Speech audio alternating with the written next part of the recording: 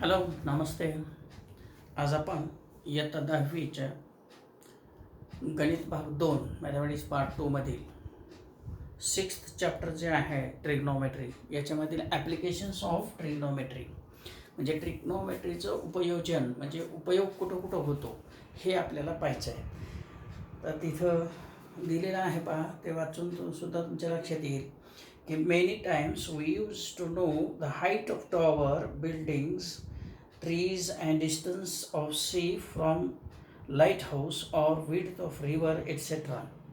हे जे आहे की जे आपण प्रत्यक्ष मोजू शकत नाही. झाडाची उंची किती आहे किंवा एखाद्या टॉवरची उंची किती आहे किंवा एखाद्या समुद्रामध्ये जहाज आहे ते किती अंतरावर आहे वगैरे, ही जे अंतरं काढायची असतील तर ते आपल्याला प्रत्यक्ष मोजता येत नाहीत आणि त्याच्यासाठी या ट्रिग्नोमेट्रीचा उपयोग आपल्याला होतो.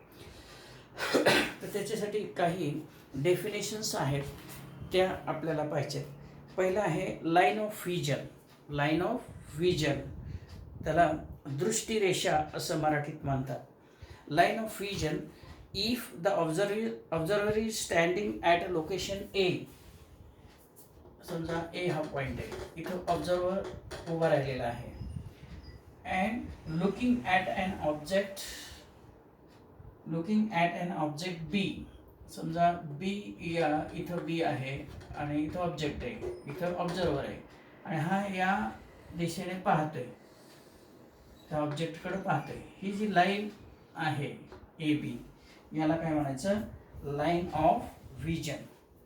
If observer is standing at location A looking at an object B, then the line AB is called line of vision.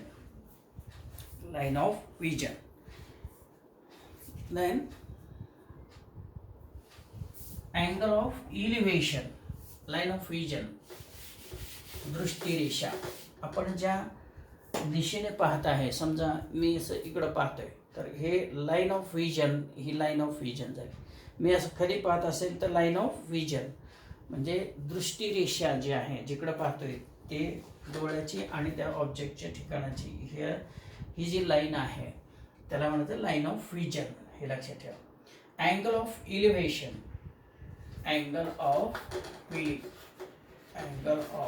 Elevation. समजा ए हा पॉइंट आहे, इथं ऑब्झर्वर आहे आणि बी हा ऑब्जेक्ट आहे. इकडं ही लाईन ऑफ व्हिजन आहे आणि ही हॉरिझॉन्टल लाईन, आहे. हा जो अँगल आहे, समजा इथे एम पॉइंट आहे, हे हॉरिझॉन्टल लाईन आहे आणि ही लाईन ऑफ व्हिजन आहे. If an observer at A observes the point B which is at a level of higher than A, म्हणजे A ची जी लेवल आहे त्याच्यापेक्षा उंच आहे B, and AM is a horizontal line, then angle BAM, this angle is called angle of elevation. This is angle of elevation. म्हणजे थोडक्यात आपण जर स्थिती समांतर दृष्टीने पाहत असेल आणि एखाद्या वस्तूकडे पाहण्यासाठी आपल्याला जर वर पाहावं लागत असेल तर क्षिती समांतर दिशेत असणारी त्याच्याशी झालेला अँगल त्याला म्हणायचं अँगल ऑफ इलिव्हेशन. उन्नत कोन त्याला मराठीत म्हणतात.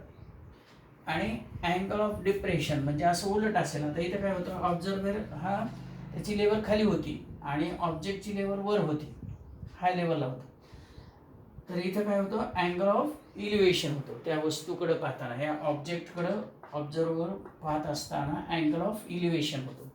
आता उलट असेल, ए इथं आहे, समजा ए इथे आहे आणि बी हा ऑब्जेक्ट इथे आहे, तर याला काय करावं लागेल, या दिशेत पाहावं लागेल. म्हणजे ही लाईन ऑफ व्हिजन झाली आणि ही हॉरिझॉन्टल लाईन झाली.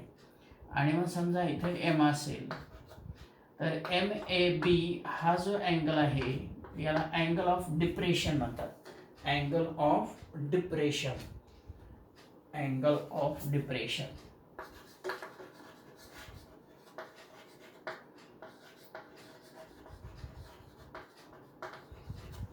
Angle of depression. पहा, थोडक्यात काय, वर पाहावं लागत असेल तर अँगल ऑफ इलिव्हेशन आणि खाली पाहावं लागत असेल तर अँगल ऑफ डिप्रेशन, असं थोडक्यात लक्षात ठेवायचं आहे. When we see above the horizontal line, the angle formed is the angle of elevation, and when we see below the horizontal line, the angle formed is angle of depression. आता हे angle of elevation, angle of depression हे जर माहीत असेल तर आपल्याला काही examples सोडवायचे आहेत. ती आहेत शॉर्ट एक्झाम्पल आहेत, ती आपण सोडू शकता. ही आपण प्रॅक्टिस सेट 6.2 मधली एक्झाम्पल सोडवल्यानंतर तुम्हाला सहज सोडवता येतील. आता पहा, प्रॅक्टिस सेट 6.2 मध्ये जे एक्झाम्पल्स आहेत, तुम्ही याच्यासाठी पुस्तक घेऊन बसायचं आहे. पुस्तकामध्ये पेज नंबर 137 काढायचं आहे. त्याच्यावर प्रॅक्टिस सेट 6.2 आहे. त्याच्यातली आपण सगळी उदाहरणं म्हणजे 6 उदाहरणं ती सहजच्या 6 सोडवणार आहे. आणि त्याच्यानंतर प्रॉब्लेम सेट 6 आहे, तर त्याच्यामध्येही अनेक उदाहरणं आहेत. 6 पासून ते 10 पर्यंत म्हणजे 5 उदाहरणं आहेत, ती तुम्ही सोडवायची आहेत. आता ही नीट समजून घेतली तर ती सोडवता येतील, अन्यथा येणार नाही. आता पहिलं की नीट वाचता यायला पाहिजे. वाचल्यानंतर त्याचा अर्थ कळायला पाहिजे, तरच ही वर्ड प्रॉब्लेम आपल्याला सोडवता येतात. बऱ्याच विद्यार्थ्यांना मराठीच कळत नाही, तर हे तर इंग्लिशमध्ये आहे. आणखी इंग्लिशचं मराठीत समजून घ्यायचं, मराठीचं परत अर्थ लावायचा, हे जरा थोडंसं काहींना कठीण जातं. पण काही नाही, सारखं वाचल्यानंतर अर्थ समजून घेतल्यानंतर आपल्याला ते सोडवता येतं. पहा, पहिला क्वेश्चन आहे. A person is standing at a distance of 80 meters from a church, looking at its top. The angle of elevation is of 45 degree. Find the height of church. आता चर्च असो, ट्री असो किंवा काही असेल, तर ते आपण व्हर्टिकल लाईनने काढायचं आहे. समजा फिगर ड्रॉ करायची. हा चर्च आहे, समजा इथपासून इथपर्यंत याची ही हाईट आहे, हा टॉप आहे त्या चर्च. आणि या चर्चपासून a person is standing at distance of 80 metre from church. आता इथं समजा पर्सन आहे ए एरियावर, आणि हे हॉरिझॉन्टल लाईन, ही जी लाईन आहे ती हॉरिझॉन्टल लाईन आहे. This distance is 80 meter. BC is a church. C is the top of church and B is the bottom of church. आणि काय सांगितलं आपल्याला? A person is standing at a distance of 80 meter from a church. At this location there is a person who is standing from church. This distance is 80 meter, and looking at its top, the angle of elevation is 45 degree. जे हा या टॉपकडे पाहतोय असं, हे line of vision झाली. आणि हा जो अँगल ऑफ इलिव्हेशन होतोय चर्चच्या टॉपकडे पाहताना, तो कितीचा आहे? 45 डिग्रीचा आहे.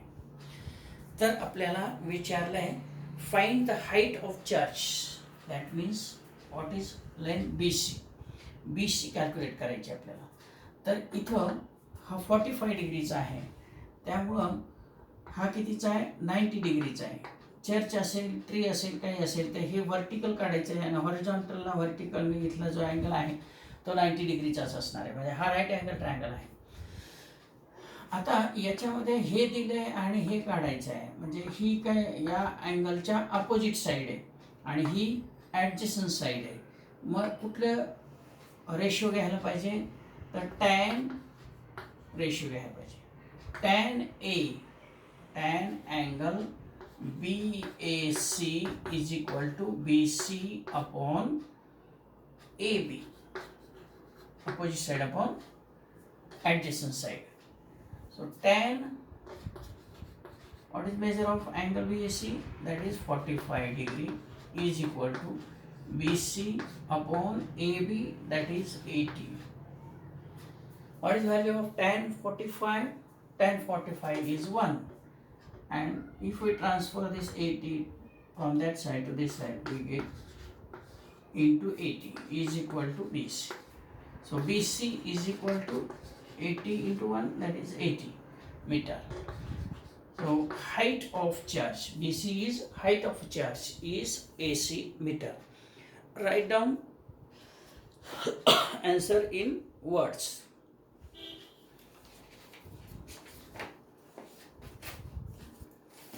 सेकंड क्वेश्चन इतकं ते सोपं आहे. हे आणि हे साईड. आता एखादा म्हणेल की हे 45 हे 90 हे 45 झालं, हे 45 हे साईड ही साईड सारखी झाली, त्यामुळे हे 80 मीटर हे 80 मीटर असं पण लिहू शकता. पण हे ट्रिग्नोमेट्रीचा आपल्याला वापर करायचा आहे, म्हणून trigonometry ratio tan sine cos tan हे वापरायचं आहे. साईड कोसेक काय. आता सेकंड क्वेश्चन आहे. From the top of lighthouse an observer looking at a sieve making angle of depression of 60 degree. If the height of lighthouse is 90 meter, then find how far the sieve is from the lighthouse. समजा हे light house आहे,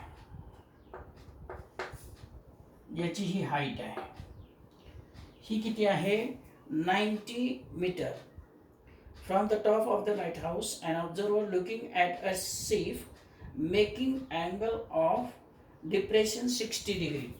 हे line of vision horizontal line असे काढायची इथून, आणि हे सीप इकडं आहे त्याच्याकडे पाहतोय, त्याचे जो अँगल आहे हे हॉरिझॉन्टल लाईन, इथं सीप आहे. समजा हे ए बी आणि सी. सी म्हणजे जहाजीत आहे, ही लाईट हाऊस आहे, याच्या टॉपला ऑब्झर्वर आहे.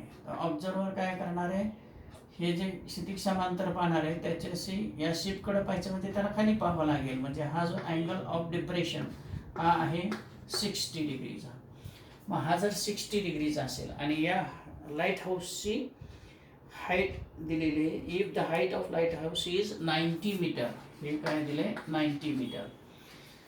तर आपल्याला काय करायचं आहे, how far the ship is from the light house, म्हणजे लाईट हाऊस पासून हे सीप किती अंतरावर आहे, म्हणजे हे डिस्टन्स काढायचे आहे तुम्हाला, म्हणजे हे डिस्टन्स काढायचे आहे. मग हा 60 डिग्रीचा आहे, ही लाईन आणि ही लाईन ही पॅरलल आहे आणि ही त्याची ट्रान्सव्हर्सल आहे, त्यामुळे हा अँगल आणि हा इथला अँगल हे काय होतात, अल्टरनेट अँगलची पेअर होते आणि ती काय असते, कॉन्ग्रुएंट असते, म्हणून याचं मेजर आहे 60 डिग्री. आता हा अँगल विचारात घ्यायचा आहे आणि मग आपल्याला ही साईड दिली आणि ही विचारली, म्हणजे कुठलं रेशो घेणार, टॅन रेशो घेणार. Tan angle C that is tan 60 is equal to, directly लिहितोय मी इथं, tan 60 is equal to opposite side upon opposite side that is A B upon adjacent side AC. Tan 60, what is value of tan 60? Tan 60 is equal to root 3. Tan 60 is equal to root 3. If we substitute here, root 3 is equal to tan 60 is equal to root 3. AB that is 90 upon AC. आता हे AC इकडं आणायचं, म्हणजे काय होणार, root 3 into AC is equal to 90. तर हे route 3 तिकडं न्यायचं, म्हणजे काय होणार, AC is equal to 90 upon square root of 3. पण हे डिनॉमिनेटरला स्क्वेअर रूट साईन म्हणजे इरॅशनल नंबर ठेवत नाही, म्हणून काय करायचं, आपण याला डिनॉमिनेटरला आणि न्यूमरेटरला रूट 3 ने मल्टिप्लाय करायचे. मग हे काय होणार, AC is equal to 90 root 3 upon root 3 into root 3 that is 3. 3 1 जा 3 3 जा 3 into, so AC is equal to 30 root 3 आणि या √3ची व्हॅल्यू दिली 1.73 आणि मग या 30नं मल्टिप्लाय केल्यानंतर त्याचं आन्सर येते 51.90. 51.90. AC is equal to 51.9 meter. So distance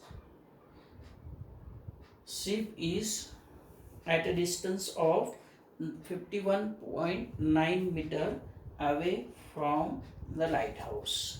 This is the answer. पुढचं एक्झाम्पल आहे. पहा हे समजत आहे ना. पहा इथं काय ऑब्झर्वर आहे. हा कुठं आहे? दीपग्रहावर आहे, लाईट हाऊसवर आहे. आणि तो काय करतोय? समुद्रातल्या जहाजाकडे पाहतोय. तर तो खाली पाहावा लागेल, म्हणजे हा अँगल ऑफ डिफ्रेशन आला. हा अँगल आणि हा अँगल सारखा असतो, कारण हे अल्टरनेट अँगल असतात, हे पॅरलल लाईन असतात. त्यामुळे हे अल्टरनेट अँगल कॉन्ग्रुएंट असतात. आणि हा 60चा झाला, हा 60चा आहे. ही साईड दिली, ही विचारली, म्हणजे ही अपोजिट साईड आहे, ही ॲडजस्टंट साईड आहे. म्हणजे आपल्याला टॅन रेशो वापरायला पाहिजे. tan 60 is equal to opposite side upon adjacent side. त्याच्यावरून आपण त्या व्हॅल्यू सबस्टिट्यूट केल्या. आपल्याला √3ची व्हॅल्यू 1.73 दिलेली आहे, ती टाकली आणि आपलं आन्सर आलं 51.9 मीटर. दुसरं आहे, तिसरं उदाहरण. 2 buildings are facing each other on a road of width 12 meter. From the top of the first building, which is 10 meter high, the angle of elevation of the top of the second is found to be 60 degree. What is the height of second building? दोन building आहेत रस्त्याच्या दोन्ही बाजूला. ही एक building आहे आणि ही दुसरी building आहे. आणि हा जो रस्ता आहे याची विड्थ जी आहे ती 12 मीटर आहे. ही किती आहे? 12 मीटर. म्हणजे ही A B C D he height आहे. आता याला पॅरलल असलेले इथं परपेंडिक्युलर मी काढतोय असा. आता हे 90चा असणार, हा 90चा असणार, हा आपोआपच 90चा, म्हणजे हे सगळे 90चे, हा पण 90चा. पहा, आणि हे या टॉपवरून इथून इकडं पाहिजे जाते. पहा, तर हे जे अँगल ऑफ इलिव्हेशन आहे तो कितीचा आहे? 60 डिग्रीचा आहे. हा जो अँगल ऑफ इलिव्हेशन आहे तो 60 डिग्री. आता पहा, दिस ABC आणि इथं E नाव देऊ आपण. ABCE is a rectangle. This is 12 meter, so this is also 12 meter. Then height of this building is 10 meter. That means AB he height 10 meter आहे. मग ही पण किती आली? 10 meter आहे. आता आपल्याला हाईट या बिल्डिंगची काढायची आणि मग आपण इथं x कन्सिडर करूया. आता इथं परत आणखी हा अँगल आहे, याच्या अपोजिट साईड काढायची आणि ॲडजस्टंट साईड माहीत आहे. तर कोणते रेशो काय वापरणार? tan 60 is equal to opposite side x upon 12. मग हे किती आहे? √3. हे 12 इकडं आलं, into 12 is equal to x. That is 12√3 is equal to x. x हे 12√3 आहे आणि हे 10 आहे. मग 10 प्लस 12√3 असं ते डिस्टन्स येईल.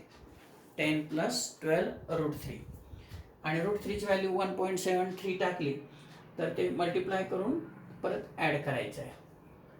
म्हणजे हे ॲडिशन. या पद्धतीनं दुसऱ्या बिल्डिंगची हाईट आपल्याला काढता येते. 10 plus 12√3. Fourth example. 2 poles of heights 18 meter and 7 meter are erected on a ground. दोन पोल आहे, हे ग्राउंड आहे, त्याच्यावर इथे एक पोल आहे आणि इथे एक पोल आहे. याची हाईट आहे 7 आणि याची हाईट आहे 18 metre. Both are in metre. 7 metre and 18 metre. This is also meter. Two poles of height 80 meter and 7 meter are erected on a ground. The length of wire fastening at height at their tops in 20 meter. हे tops आहे, त्याला याच्या टॉपला आणि याच्या टॉपला wire बांधली आणि याची जी length दिली ती किती आहे 22 मीटर. ही किती आहे 22 metre. Find the angle made by the wire with the horizontal. पहा, इथून आपण जर परपेंडिक्युलर टाकला इथं तर मागच्यासारखा हा 90चा, हा 90चा, हा 90चा म्हणजे हा आपोआप 90चा आहे, म्हणजे हा रेक्टँगल आहे. हे 7 मीटर आहे म्हणजे हे 7 मीटर आहे. आता हे 7 मीटर असेल, हे टोटल हाईट आहे 18 मीटर, तर हे किती झाले 11 मीटर. आणि आपल्याला हा अँगल कितीचा आहे हे काढायचं आहे. तर हा अँगल जो आहे तो angle suppose X, suppose this angle नाव देऊ आपण A B C D E असे नाव देऊ. पहा, तो अँगल याचे कोणते रेशो घ्यायला पाहिजे, साइन रेशो घ्यायला पाहिजे. मग साइन अँगल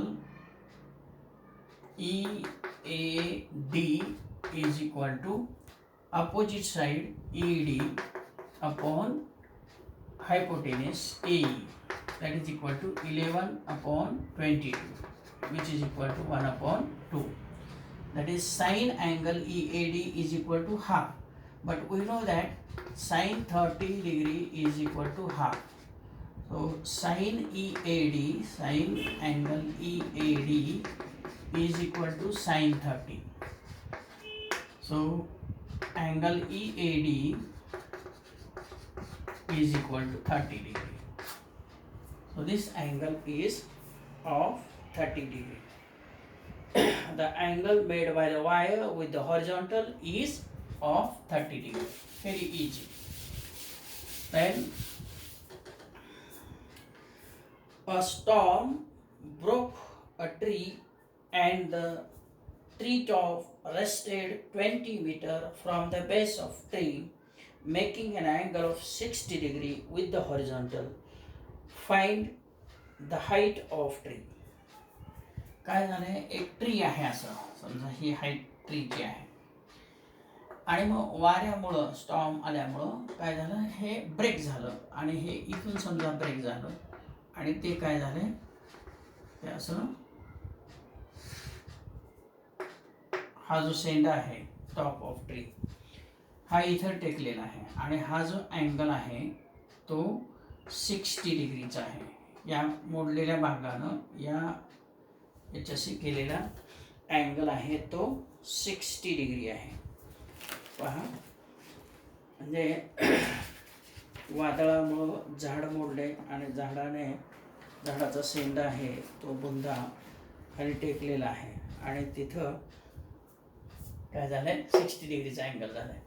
पहा, म्हणजे हे हाईट ए बी आणि इथं कट झालंय, समजा हे सी इथं नाव देऊ, इथं डी जाऊ. तर हे A D plus B D means height आणि B D and D C same. B D आणि डी सी कसं आहे सारखं आहे. आता हे वाटत नाही, आपण इथं वर घेऊया बी पॉइंट. हे असं मोडून इकडं झालेलं आहे, लक्षात घ्या. हा 90 डिग्रीचा अँगल आहे. तर आपल्याला आणखी काय सांगितलं पहा, a storm broke a tree on and the tree top rested 20 metre from the base of tree. ह्या काय ट्रीचा बेस आहे आणि ही रेस्ट झाले हे टॉप आणि हे डिस्टन्स दिले, ते दिले 20 मीटर फ्रॉम द बेस. हे 20 मीटर दिले. तर आपल्याला काढायचं आहे making an angle of 60 degree with the horizontal. Find the height of tree. Height ट्रीची हाईट काढायची, म्हणजे ही पण साईड काढायची आणि ही पण साईड काढायची, म्हणजे ही काढायची नाही. म्हणजे इथं काय करावं लागेल, हे आणि हे दिले म्हणजे tan 60 एक पहिल्यांदा वापरावं लागेल. tan 60 is equal to AD upon AC, opposite side upon adjacent side. tan 60 √3 is equal to AD माहीत नाही, AD upon 20. So AD is equal to 20√3 metre. आता आपल्याला ही पण साईड काढायची, म्हणजे हे सारखं आहे. हे मोडलेला भाग आहे हा वरचा, तो असा इकडे आलाय, म्हणजे ही साईड काढायची. म्हणजे ही साईड काढायची, ही दिलेली आहे. म्हणजे कुठला रेशो वापरायला पाहिजे? ॲडजस्टंट साईड अपॉन हायपोटेनियस, म्हणजे कॉस रेशो वापरायला पाहिजे. So cos 60 is equal to AC upon DC, that is adjacent side upon hypotenuse. So cos 60 is equal to √3 upon 2. याची व्हॅल्यू किती आहे? √3 upon 2 is equal to AC माहीत नाही, AC 20 upon DC माहीत नाही. आता एक क्रॉस मल्टिप्लिकेशन करू, काय होईल? DC √3 into DC is equal to 2 into 20, that is 40. So DC is equal to 40 upon √3. So DC is equal to 40 upon √3.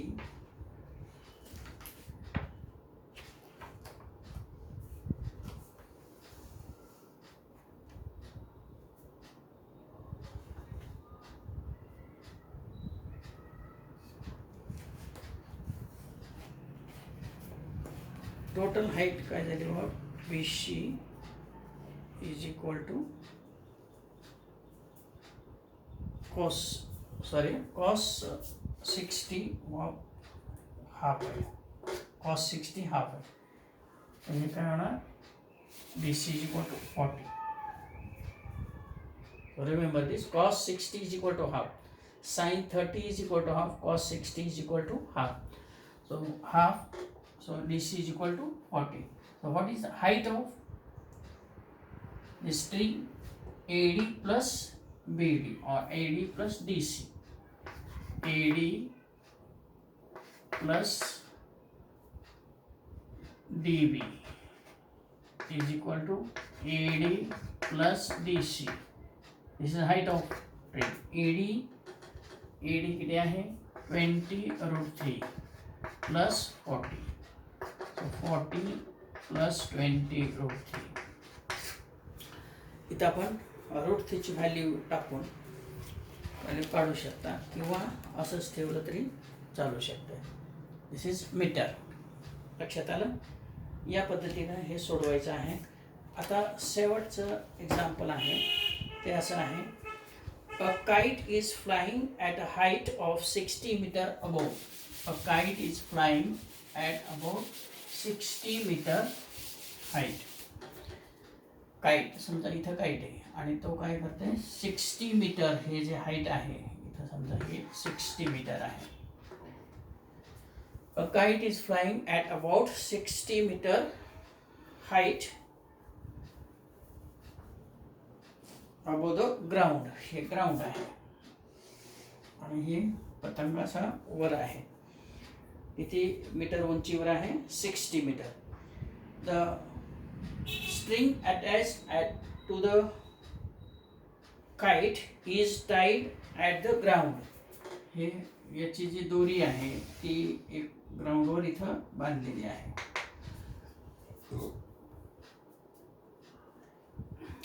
It makes an angle of 60 degree. हा angle आहे 60 डिग्रीचा with the ground, assuming that the string is straight. हा जो दोरा आहे पतंगाला बांधलेला, इथं काय आहे? पतंग आहे. समजा ए इथं दोरा बांधलेला ग्राउंडला, हे इथं ग्राउंडचे हॉरिझॉन्टल आहे आणि हे सी या ठिकाणी काईट आहे. ही जी हाईट आहे ती काईटची हाईट आहे ग्राउंडपासूनची.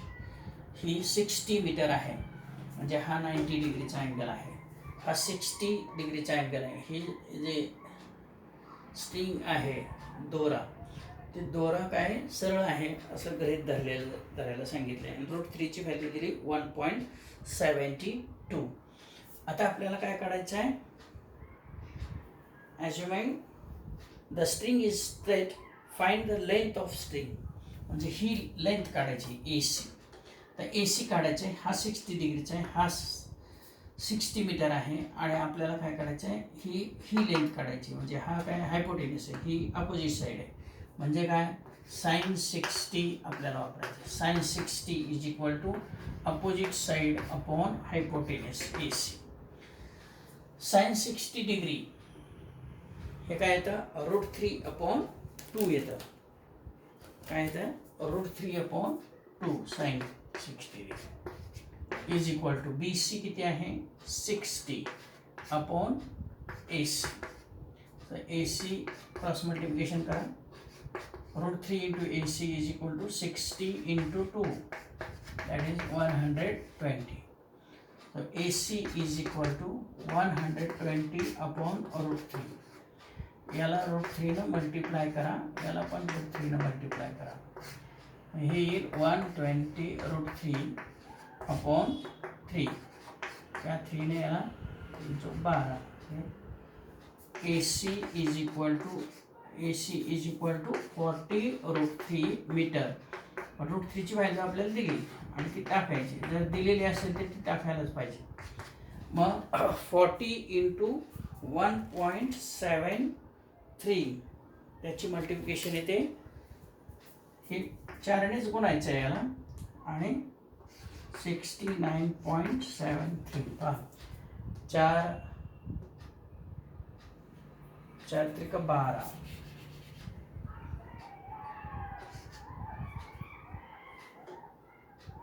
4 त्रिक 12, हा 4 1, 4 7 28, 29, हा 4 2, 4 1 4 2. हां हे मीटर आहे.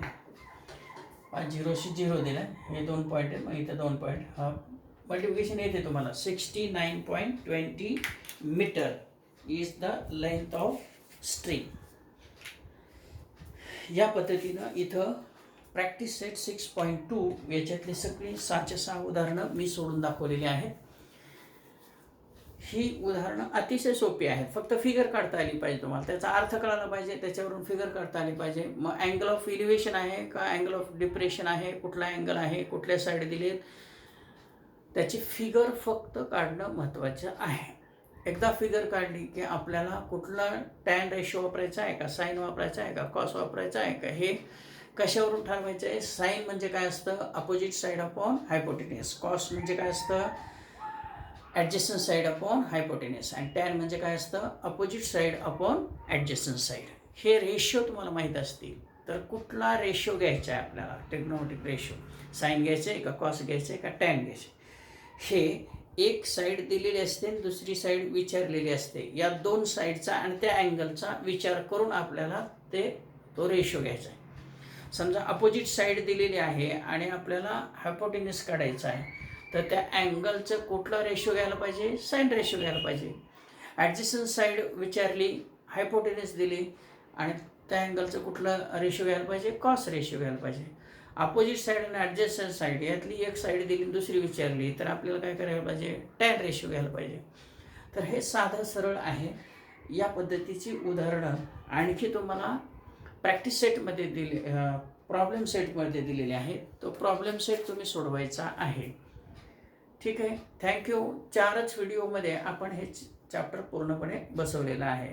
माझं तर म्हणणं असं होतं की 3च व्हिडिओमध्ये बसवायचं आहे, पण आपले 4 व्हिडिओ झालेत. 4 व्हिडिओ पाहिले तर यातली सगळी उदाहरणं तुम्हाला सोडवता येतील.